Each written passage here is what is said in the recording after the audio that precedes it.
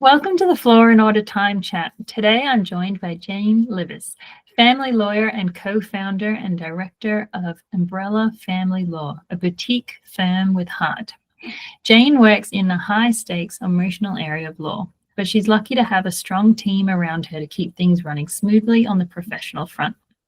And when it comes to her personal life, she's on a journey to do better, and I've had the pleasure of her supporting her along the way. So welcome, Jane. Thank you, Christie. I'm so excited to be here. Aww, it's really cool to be doing this after just years of knowing you personally and also having helped you along your way with organizations. So first of all, let's just touch on Umbrella Family Law. So what inspired you to start that, and how does it differ from traditional family law firms? So what inspired me to start it was seeing a need for, I guess, an extra level of heart and passion in the way that family law was done, and wanting to do it in a way that really focuses not only on the family law needs of the clients, but also on dealing with them as a whole person. So the emotional, the practical, the financial. And the real trigger for that as well was meeting my now business partner, Eve, because I realized that she was a person with whom I could do this. So coming into my life was a serendipity and spark to make me think, aha, let's do it. And so in 2018, we did, and we haven't looked back. Oh, wonderful. Yeah, and it's just gone strength to strength. And it's weird. Yeah. We're very fortunate, although it's also been hard work, as you know. Yes. And what would be some common misconceptions that people have about family law? I think, okay. I was going to go into misconceptions they have about family lawyers, and then I was going to say, actually, they're not misconceptions. That's probably true.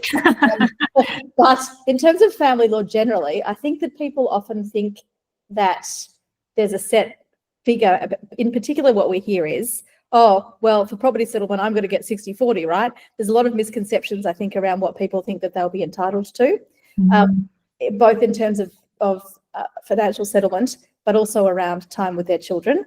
I think it's an area in which so many people have an experience with a friend who's been through it that everybody thinks they're a bit of a bush lawyer. And they also think that they can do a little bit of reading and dabble and know the answers to the questions.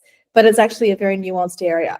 So I guess the common misconception is that you can do it yourself, but really you can't, I would say. Yeah. I would think like with ChatGPT and everything at the moment, you're kind of coming up against a lot of that.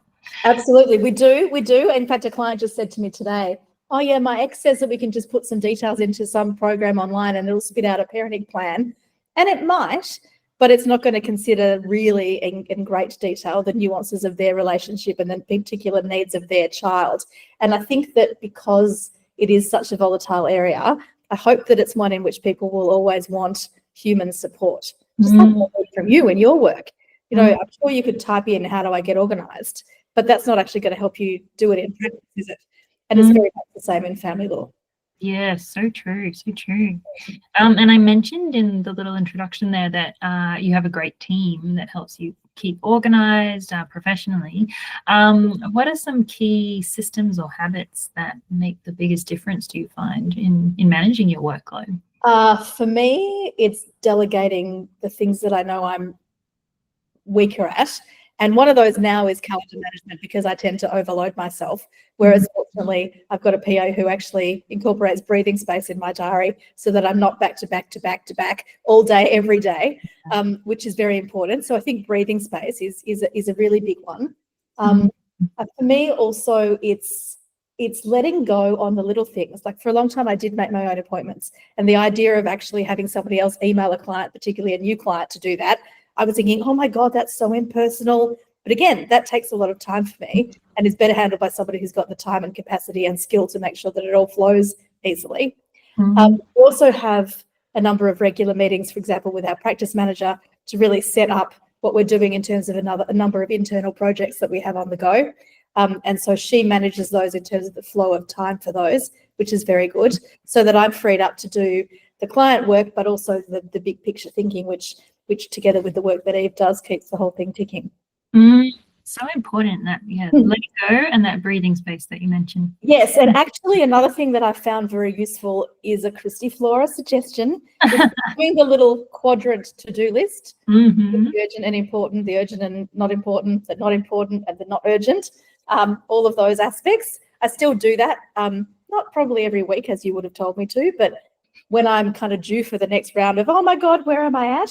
And I find that incredibly important. And I think of you every time I do it, which is nice. I'm glad. I think it's important to have those like grounding tools that you can return to. Like, as you say, you don't do it every week, but when you're in need, you have a tool that you can like turn to, and it does its purpose, does its job of helping. Absolutely. The other thing that we do regularly in terms of systems is that we have fortnightly reviews of all of our files. Each of the PAs do that with their lawyers so that we make sure that we're not missing anything.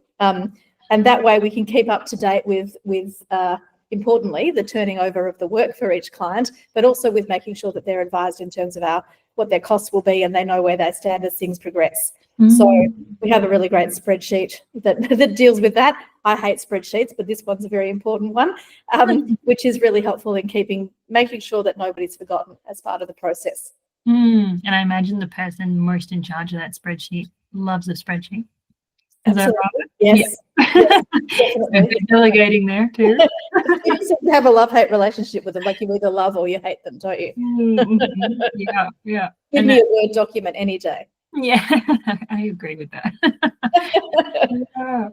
So with setting boundaries between work and personal life, especially in a field as demanding as yours, how does that go down for you?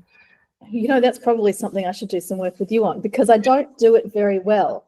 I actually, interestingly, I was away on the weekend at a retreat, which for a lot of the time was no tech. And in anticipation of going there, I moved basically everything that wasn't a phone function off the front page of my phone. So that it was fantastic, because it meant that if I did keep my text there so that I could text my husband, because I'm a sucker and I like to do that. But I moved everything else, which meant that I didn't go just on autopilot to, for example, check my emails or check my Facebook or do something. That's not a boundary that I've put in place. All of this to say, normally I'm not good. I have very blurred boundaries because everything's too accessible to me. So if I pick up my phone, if we're talking about, I don't know, going to a concert or something, I pick up my phone and before I know it, I'm checking my work emails, even when that's not what I was supposed to be doing. And equally, I will often, because I tend to work on the laptop, always on the laptop, I often am working while I'm watching TV or something at night. So I think the answer to your question is I'm not good at boundaries. Okay. But one thing that I am going to try to put in place, I think, particularly on weekends, is the moving of the emails off the homepage, so that, again, as I said, it's not just habitually checking. Yeah, I was going to ask, is that stuck from the retreat? Because I think that's a good idea. It was amazing. And for me, and okay, it's not a work thing, but for me, moving Facebook off the homepage, I have to say, has also been, in the last few days, life-changing. Because again, it's just such a reflex action. But if I have to look for it on another page, the reflex isn't there in the same way, I'm finding. So far, on day 4, I'm finding that. Yeah. Well, I was similar with Instagram, and I had to bury it in a folder. And I found that helped, even just having a few more steps between into it. And I was like, what's doing? What am I looking up again? Interesting. It makes it a much more mindful and conscious thing to do, rather than just going on the autopilot. Yeah, because a few times I have exited the app and then found myself there back again 5 minutes later, and I'm like, what is happening? And that's when I knew I need to really distance myself from tech. And of course, doing all of that means that you can be more organized in other aspects of your life, because you're creating more time, right? Definitely. The amount of books I have read in the morning since beautiful overnight in my office. One for you to try. Very nice. Absolutely. So, not to encourage you with the tools or apps, but is there a particular app that you swear by that helps you kind of stay on top of things? I do not have an organization app. No. Oh, I thought you had one. No, I don't currently. Something else we you want to kick me off the podcast, Christie? My organizational trick is knowing you. Well, on that note, I suppose like you've been working with me on and off for years. Even back in the day when I was I was in house organizing. So like You were, yes, yeah. yes. I have to say actually that on the subject of working with you, one of the things that I have found very helpful from the personal organization perspective is your get stuff done parties.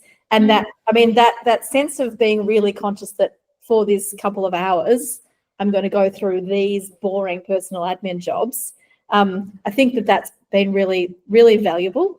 And I think that kind of concept of setting aside time that's specifically for that is really great. And in fact, I'm implementing that with a client of mine who has needed to put together some documents for us. And I said, well, would it help if we just ring you at the start of the hour, and then you know that you're setting the time to put it aside, and then we'll ring you and check in with you and see how you're going and see what you can get done. So we're trying that with a client tomorrow. I'll report back and see if that works in that context. Yeah, that's really a great idea. And is that something you see a lot, that people do have trouble getting the documents to you and collecting things? Yeah, people have a lot of overwhelm because, I mean, when they're separating, they're juggling so many changes in their lives.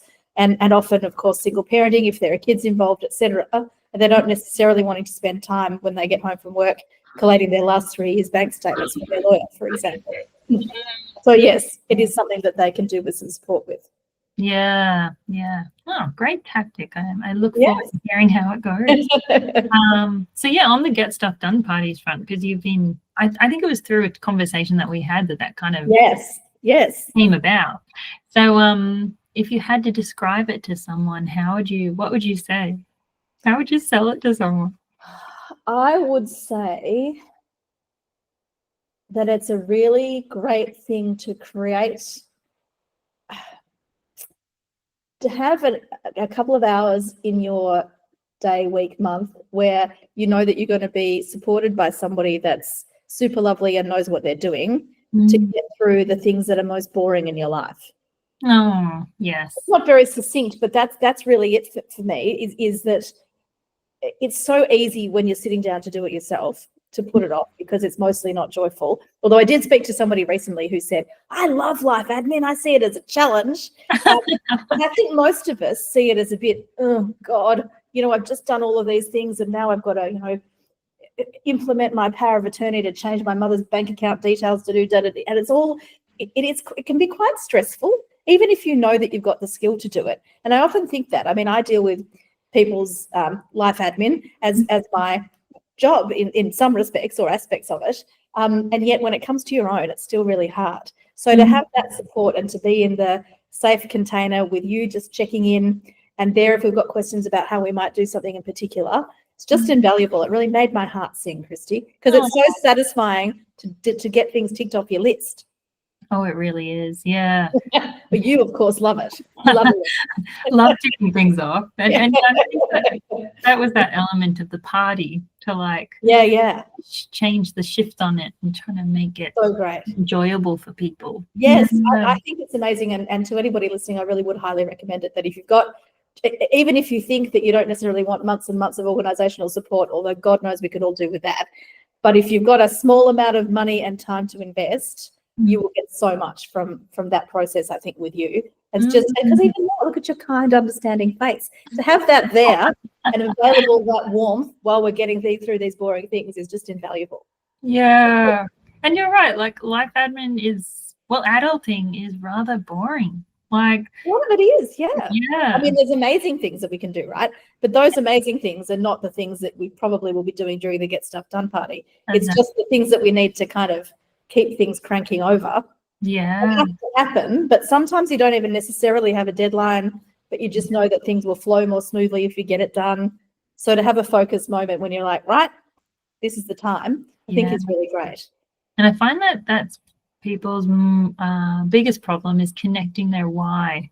Why do I have to do this boring thing? What am I getting out of it? What am I getting afterwards? What do I get? Like, and sometimes that is just peace of mind, or it is just sometimes it legislates, but you have to do it. It probably doesn't even necessarily you can't even plug it into a value necessarily because it's so, but yet again, it does keep the wheels turning. Yeah. So doing that in a group environment does kind of help. Yeah, definitely. Yeah. And there's that sense of kind of almost not wanting to let the team down. You want to achieve together. Yeah. Yeah, so true, so true. And you mentioned the like the quadrant to-do list tool that we Yes. talked about. Yes. And then we've got that mindset shift around, maybe applying those boring things to something else. Yes. Is there anything else that comes to mind that's made a big impact on your life in terms of organizing or support with me, or even just something you've done? I think it is that sense of generally knowing when to delegate something in life generally, rather than necessarily an app. But for me, I'm fortunate, as you mentioned, to have a team.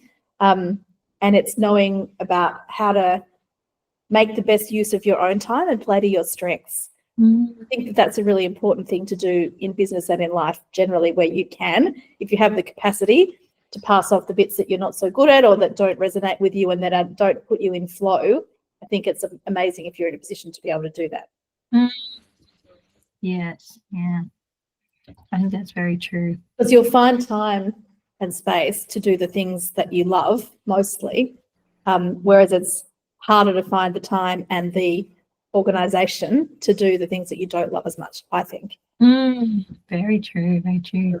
Do you see that coming out in your work as well? Or do you love all aspects of Oh, no, I use it very much in my work. Yeah, absolutely. And again, because I've got the staff to delegate to, that they relish and do the bits that I relish. And we do that with all of us. We play to each other's strengths. Very good, yeah. And in terms of delegating, like where do you feel that you still need to I think improve?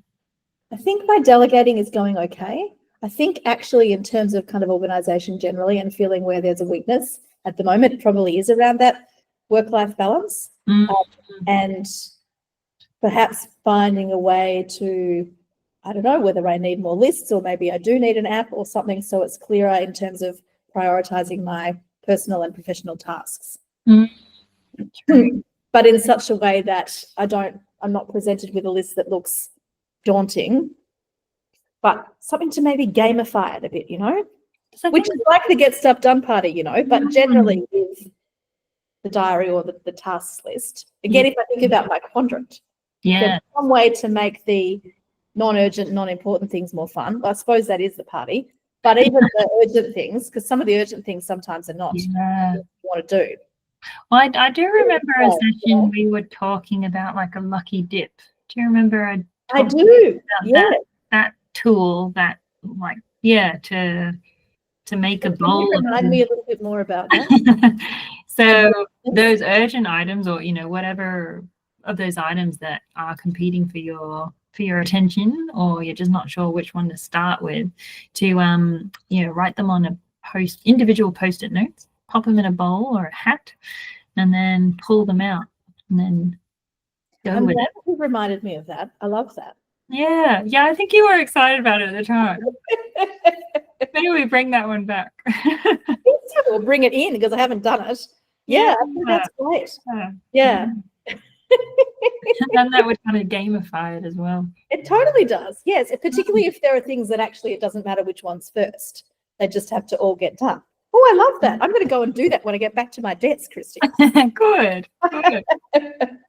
And also the good old Pomodoro method, so setting the kind of like you do at the parties, to set the timer and see if racing against the clock kind of helps to gamify it as well. Yes. It might be something.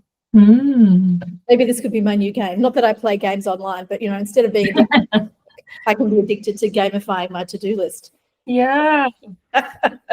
and I was just thinking about your what shows do you watch when you're working with the laptop? Well, I tend, and by the way, the work that I'm doing then tends to be is not client work. It's the easier, lower brain stuff around business development and marketing and things. So any clients that happen to listen, so I'm not laughing at the day while I'm watching something. But it tends to be just whatever the show of the moment is. For example, we've been enjoying. But we're into kind of real estate shows at the moment. So Love It or Listed or Selling Houses Australia, those kinds of things. But it varies. But always things that are not requiring my full attention, because I mean, I know that it's correct is that multitasking is a bit of a myth, that actually you're not giving, but I think if it's television that you don't have to pay attention to, it doesn't matter if I follow the plot or not.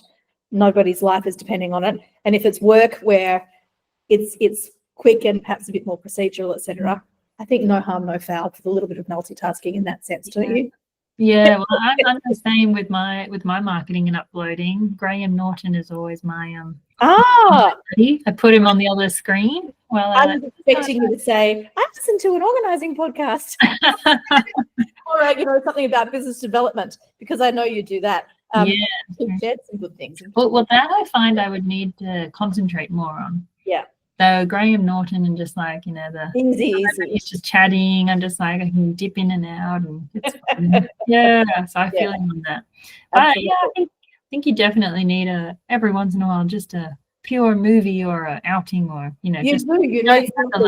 Actually, the other thing that we've been watching recently sometimes is we've gone back to Sea Change, which was on the ABC like 20 years ago or something. And it's another thing that's just quite lovely and easy in the background. Doesn't require much thinking. You can follow the plot without following it slavishly. It's nice. Nice. Yeah, going back to the classics, and it's funny with that, like going back to the classics is sort of self-care, because you know what's coming up. That's kind of people keep doing, Friends, or Seinfeld, or yes, I've been doing that with Seinfeld a bit too. Yes, you're right. It's easy, and it's in those cases, if it's something you've seen before, it's like revisiting an old friend, isn't it? Really? Yes, yeah. So self-care comes in many forms. Yes, it does. That's true. And how do your weekends look in terms of boundaries? I mean, like going on a retreat, that's really good. I'm glad you did that for yourself. That was absolutely beautiful. Had the best time. It was really lovely. Weekends generally, so there's tennis on Saturday mornings, which is lovely and always focuses me. Although that said, my mind does tend to wander a little bit, but I have to be there on the court and doing it, so that's good because it's that time. And otherwise, just lots of visits to family and friends, and quite fluid. And I think that I don't work so much on weekends. If anything, I might pick it up of an evening if we're home watching TV, but we're mostly out seeing a band or at a restaurant or something. So I'm not there with the laptop, because I agree that it's important to have some downtime. Yeah. And actually, while I was on my retreat this weekend, I was also learning the power of absolute stillness, because I bet you're good with stillness, but typically for me, I do have some noise or something around. But to actually sit in silence, kind of actively doing nothing, was a really powerful, initially I was quite stressed by the concept, but actually I found it really powerful and very quietening of the mind and kind of rebalancing of the nervous system. It was lovely. Was it a meditation session or like a silent kind of retreat? So we did have some meditation sessions, but between sessions we were also encouraged just to have individual kind of contemplation time. Right. And initially it was funny, because on the first night we were talking about the idea of perhaps sitting in a room for 15 minutes doing nothing, and I was like, oh my God, I could never do that. But by even the second day, it was like, yeah, actually, I think that's really good. So now I'm a big advocate for bursts of stillness. Yes, I've done one silent retreat in my life, and it was 3 days, and it was kind of, we turned in our phones and complete silence, didn't talk to anyone. We weren't even supposed to like make eye contact with people. And it was hard to begin with, but after a while, kind of got into it. It was nice.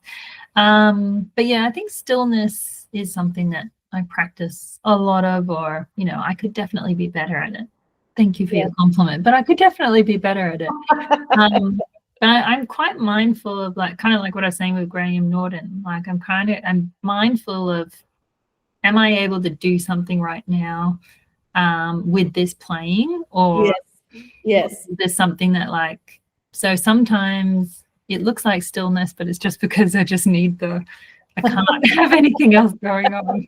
And so what I'm thinking, and we'll see how long this lasts, but is that accepting that sometimes it's okay to do literally nothing, even if that's for 5 minutes, is probably a really good thing. And that there's actually an act of doing something in the doing nothing. Because actually you're giving everything a time to just pause and quiet, so that you can then throw yourself wholeheartedly into whatever it is that you're doing next. Yes. I was reading something recently that was saying about hobbies, like we've almost come away from like just doing something for the sake of it, like because we want to get really good at it, not because we're going to eventually sell it. We're not, Yes. Yes. just to do it, just because it's fun and a bit crappy. And actually, that reminds me of another thing. I think it works quite well that I'm speaking to you today because I'm full of more revelations than usual. One of the things that I was thinking while I was on the retreat was around extracurricular activities for adults and thinking, I feel as though it's good to do them in a way that doesn't create its own burden. Like sometimes for me, because I have longer days, I have activities booked in at times that don't really work. It means that I rush there and I kind of resent that I'm there instead of just easing into it. So I want to find ways to be able to do it in a way that I've got space to calmly and joyfully and mindfully get to the activity to enable me to be really present when I'm there. I think that's really important too, actually. Maybe if it's sport, different, but say by singing lesson, for example, I think it would be better if I could find a way to do that when I'm not wishing that I was in my office, but when I can fully just enjoy it. Yes. What time are you doing the singing? Well, sometimes at the moment I'm doing it sort of at 4 o'clock on a Thursday, which isn't the best time in the flow of my week, but it's when my teacher's available. And so, again, I guess I would encourage people to learn from my mistake. I adore my teacher, but to kind of try to fit it in at a time when it does work more easily. Yeah, because I can see 4 o'clock would quite comes with often a lot of guilt and sometimes last minute cancel as well, which kind of defeats the purpose because it's adding to the rush of life rather than the flow of life. Yes. Although Thursdays could become like your day where you like have a you could change it so that Thursdays. Although currently that's the day that we're in the office, so there's that complexity. So anyway, but yes, conceptually, I think if you can build something in a way that it doesn't add to your burden, but it's easier to fit, is probably good. Again, I'm another thing, maybe I've never been a sports person other than my Saturday morning tennis, but maybe if you're going to, play weeknight hockey or footy or whatever it is, you're going to be smashing it out on the court anyway. So it's already kind of a rolling momentum. But if you're doing something that requires a bit more stillness, probably to get there feeling a bit more still. But I see your point, like, because I used to do salsa class and then we went up a level. But then the further you went up in the classes, the later the classes went. And I had to make that choice where I was like, my sleep is more important. Yeah, you love your sleep. And I was like, I can't do it. I was just like, and then it was like, oh, well, do I want to find another salsa school? Is that the alternative? Because it just doesn't suit me. And it was that, trying to put myself in a peg, peg through the whole kind of thing. And it's just like, this isn't working. And it's that's okay to admit that. Like, that's exactly right. Yeah. I think that's really good to be able to admit that, which for me was a weekend revelation. So it is good that we talked today. Well, is there any parting gem that you want to leave with us that came to you on the guess it would be that you might think, I can get organized, but actually it's quite complicated to do it well.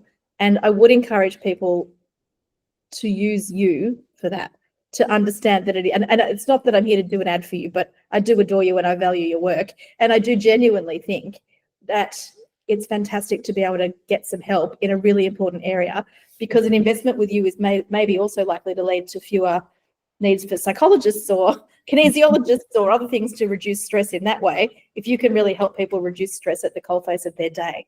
I think that's really important. Oh, beautiful. Thank you so much. Thank you, Jane. Thank you, Christie. It's so lovely to be here. Oh,